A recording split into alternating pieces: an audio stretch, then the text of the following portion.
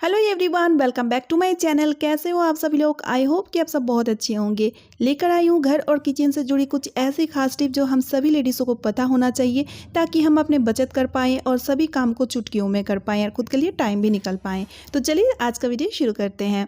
आज का मेरा पहला टिप है, देखिए इस तरह से जब हम ग्रीन टी पीते हैं तो ग्रीन टी पीने के बाद जो टी बैग है इसको हम फेंक ही देते हैं। लेकिन आज मैं आपको बोलूँगी इसको कभी ना फेंकें, क्योंकि इसे यूज़ करके हम बहुत सारे कामों को कर सकते हैं।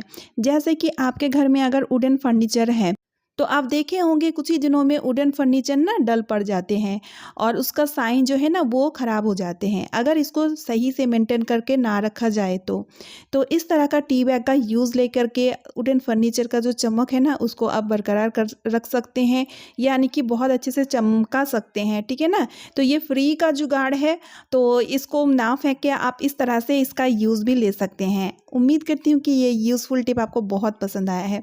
मेरा अगला यूज़फुल टिप है दूध को लेकर के। दूध हम सभी लोगों का घर में आता है। अब देखिए दूध का प्योरिटी हम कैसे पहचानें, क्योंकि दूध जब हम खरीदते हैं ना तो दूध में ज़्यादातर ना पानी मिलाया जाता है। तो उसको पहचानने के लिए आप ले लीजिए आइसक्रीम स्टिक, और स्टिक को क्या करना है, दूध में इस तरह से डुबोना है, डुबो के फिर उठा लेना है। तो फिर आप देखेंगे कि इस तरह से मलाई जमते हुए दिखेगा। तो देख सकते हैं मलाई दिख रहा है, यानी कि दूध में पानी नहीं है। अगर पानी रहता तो आपको स्टिक साफ दिखता है, यानी कि ये मलाई वगैरह बिल्कुल नहीं दिखता। तो इस तरह से आप दूध का प्योरिटी जान सकते हैं, यानी कि पहचान सकते हैं। ठीक है? अब दूसरा तरीका भी आपको मैं चलिए बताती हूँ। उंगली को उल्टा कर लीजिए और इस तरह से दूध में थोड़ा सा ना डिप करके उठा लीजिए, तो भी ना इस तरीके से भी आप चेक कर सकते हैं। तो इस तरह से आपको मलाई दिखेगा, अदरवाइज पानी रहेगा ना तो बिल्कुल कुछ भी नहीं दिखेगा। उम्मीद है टिप आपको यूज़फुल लगी है। शर्ट का कॉलर वाला मैल बहुत ही ज़िद्दी होता है, ख़ास तौर में बच्चे लोग का जो वाइट कलर का यूनिफॉर्म होता है ना, उसमें आप देखिएगा कॉलर में बहुत ही गंदा मैल जो है ना वो जम जाते हैं। अब इसको उठाने, इसको क्लीन करना काफ़ी ज़्यादा डिफ़िकल्ट है। हम क्या करते हैं, हथेली की मदद से इस तरह से रगड़ते हैं। इसमें मेहनत भी लगती है और अच्छे से साफ़ भी नहीं होती है।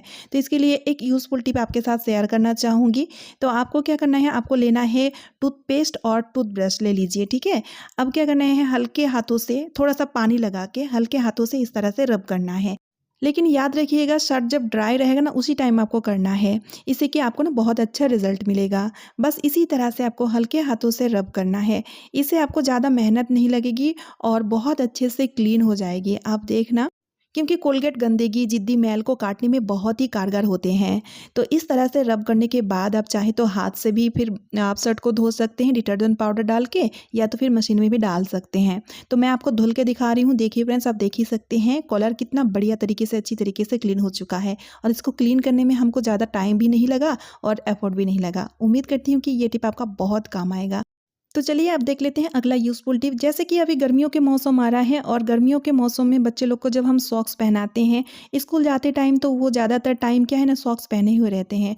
तो जिस वजह से क्या है ना स्वेटिंग होता है, तो इस कारण पैर में और मोजे में एक अजीब सा स्मेल आता है। साथ ही में बहुत से बच्चों को क्या है ना कि स्वेटिंग के वजह से एलर्जी होता है और इस कारण रैश वगैरह निकलता है। तो इसलिए मोजा धोने के बाद या तो फिर पैर में मोजा पहनने से पहले मोजा को उल्टा करके इस तरह से टैल्कम पाउडर स्प्रिंकल कर दीजिए। इससे आप देखेंगे पैर में से बैड स्मेल भी नहीं आएगा और पैरों में स्वेटिंग भी नहीं होगा और रैश वगैरह बिल्कुल भी नहीं निकलेगा।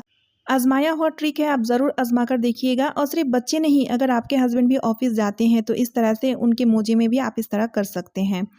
तो चलिए अब देख लेते हैं अगला यूज़फुल टिप। तो अगला यूज़फुल टिप के लिए हमें चाहिए लेगिंग। तो मैंने पुराना लेगिंग लिया है, मेरे पास एक पुराना लेगिंग पड़ा हुआ था, उसको हमने ले लिए हैं। अब हम क्या करेंगे, देखिए हमने साथ में ना झाड़ू लिया है। अब झाड़ू का नापी से हम लेगिंग को ना इस तरह से कट करेंगे। ठीक है?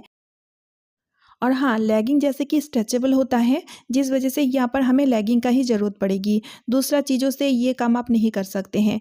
बहुत अच्छा एक चीज़ मैं बना के तैयार करूँगी, जिससे कि आपका सालों का परेशानी जो है ना वो ख़त्म हो जाएगा। अब हम क्या करेंगे, जो लेगिंग हमने कट करके तैयार करके रखे हैं उसको हमें झाड़ू में पहनाना है, यानी कि झाड़ू में डाल देना है कुछ इस तरह से। तो देखिए लेगिंग जो है ना वो स्ट्रेचेबल होते हैं, जिस वजह से झाड़ू में वो आराम से फिट आ जाते हैं, चाहे झाड़ू पतला हो मोटा हो कोई दिक्कत नहीं आएगी। तो अब हमें क्या करना है, झाड़ू का जो एंड है वहाँ पे इस तरह से हम रबर बैंड से इसको बांध देंगे, ताकि जब हम इसको यूज़ करें तो दिक्कत वगैरह बिल्कुल भी ना आए। ठीक है, इस तरह से हमने बांध दिए हैं। अब हम क्या करेंगे, इस साइड से भी इसको इस तरह से बांध लेंगे। ठीक है, तो अच्छे से ये ना फिट हो जाएगा। रबर बैंड की मदद से इस तरह से आप टाई कर लीजिएगा। तो देखिए इसको हमने अच्छे से बांध लिए हैं। अब हमें और एक काम भी करना है, पानी का छिड़काव करके इसको हल्के से हमें गीला कर लेना है।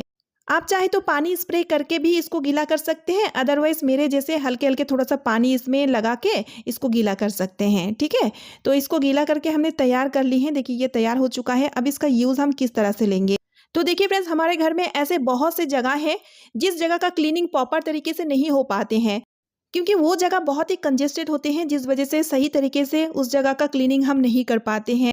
यानी कि हमारा हाथ या तो फिर मॉप वगैरह वहाँ पे नहीं घुसता है। जैसे कि देखिए दीवान के नीचे हम अपने हाथों को नहीं घुसा पाते हैं, या तो फिर मॉप वगैरह को भी हम नहीं घुसा पाते हैं। तो क्यों ना हम झाड़ू को इस तरह से तैयार करके उस एरिया का सफाई करें, क्योंकि झाड़ू लंबा और पतले भी होते हैं, यानी कि आराम से झाड़ू जो है ना वो कंजेस्टेड एरिया में घुस जाते हैं। जैसे कि देखिए सोफ़ा का जो बैक साइड है ना, वो जगह भी बहुत ही कंजेस्टेड होते हैं। और इसी तरह से हमारे घर में बहुत से कंजेस्टेड एरिया होता है। अलमीरा का बैक साइड, शोकेस का बैक साइड, वो जगह इतना कंजेस्टेड होता है कि उस जगह का क्लीनिंग हम प्रॉपर तरीके से नहीं कर पाते, जिस वजह से गंदगी भी बहुत ज़्यादा जम जाती है। लेकिन अगर आप इस तरह से क्लीनिंग करते रहेंगे तो गंदगी बिल्कुल भी आपको जमती हुई नहीं दिखेगी। और एक चीज़ देखिए, लेगिंग में मैंने पानी का छिड़काव इसलिए किया था ताकि जो गंदगी, जो धूल मिट्टी है ना, वो पानी का छिड़काव करने की वजह से अच्छे से क्लीन हो जाए। है ना यूज़फुल चीज़? ज़रूर से आप घर पे बनाइएगा और कमेंट करके मुझे बताइएगा कि इसको यूज़ करके आपको कैसे लगा। और मेरा अगला टिप है, इस तरह का चना या मटर को लेकर के, जब हम घर पे इस तरह का चना या मटर ज़्यादा करके लेके आते हैं तो कई बार ऐसा होता है कि इसका यूज़ ज़्यादा नहीं होने की वजह से इसमें एक वाइट कलर का फंगस यानी कि छोटा छोटा जो कीड़ा है ना वो भी लगने लगता है। तो इसको सेफली यानी कि सही तरीके से रखें, इसमें कीड़ा वगैरह ना लगे, क्योंकि देखिए काली चना जो है ना उसका यूज़ हम बहुत ही कम ही लेते हैं। तो इसके लिए आपको क्या करना है, तो चना को जब आप स्टोर करके रखेंगे तो साथ ही में फॉइल पेपर का छोटा छोटा बॉल भी आप साथ में डाला करें। ठीक है, आपको बॉल को किस तरह से डालना है, इस तरह से ये लेयर वाइज, यानी कि आप फॉइल पेपर का बॉल डालें, उसके बाद आप चना को डालें, फिर उसके बाद फॉइल पेपर का बॉल डालें। ठीक है, तो छोटा छोटा बॉल बना लीजिएगा और इस तरह से आप चना को सेफली रख पाएंगे। इससे कि चना में कीड़ा वगैरह बिल्कुल भी नहीं लगेगा। चाहे आप चना को 6 महीना या साल भर के लिए रखें तो इसमें कोई दिक्कत नहीं आएगा। और इस तरह से सिर्फ चना नहीं, आप बेसन, दाल या तो फिर मटर को भी रख सकते हैं, क्योंकि फॉइल पेपर में कुछ ऐसे एलिमेंट होते हैं फ्रेंड्स जिस वजह से कीड़ा वगैरह बिल्कुल भी नहीं लगते हैं। तो इस तरह से हम अपने ग्रोसरी का जो सामान है इसको हम बर्बादी से बचा सकते हैं, है ना। इससे कि हमारा पैसा का भी बचत होगा। उम्मीद करती हूँ कि ये टिप भी आपका बहुत ही काम आएगा। सो फ्रेंड्स, आज का वीडियो मैं यही पेंट कर रही हूँ। आई होप आप सभी को आज का वीडियो यूजफुल लगा है। वीडियो यूजफुल लगने पे वीडियो को ज़्यादा से ज़्यादा शेयर कर दीजिएगा, एक लाइक कर दीजिएगा। चैनल पे न्यू यानी कि पहली बार आए तो चैनल को सब्सक्राइब भी कर लीजिएगा। तो चलिए फ्रेंड्स, मिलती हूँ नेक्स्ट वीडियो में। Bye friends and thanks for watching.